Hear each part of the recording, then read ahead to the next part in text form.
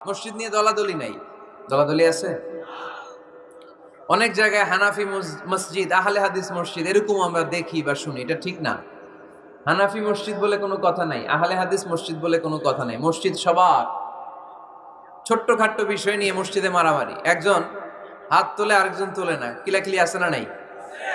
একজন বলে জোরে আমিন, আরেকজন আস্তে আমিন, মারামারি আছে না নাই?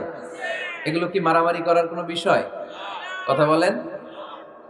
সালাতে ফরজ আছে, ওয়াজিব আছে, সুন্নাহ আছে। খেয়াল করে বুঝবেন। ফরজ যদি নষ্ট হয় সালাত ভঙ্গ হয়, you have to repeat your সালাহ।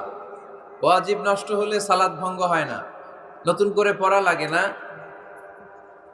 সেজদায় সাহু দিলেই সালাত আদায় হয়ে যায়। আর সুন্নাহ নষ্ট হলে নামাজ নষ্টও হয় না, নতুন করে পড়াও লাগে না, সৌ সেজদাও লাগে না, নামাজ আদায় হয়ে যায়। সুন্নাহ নষ্ট হলে, এই যে হাত তোলা না তোলা, এটা সুন্নাহ।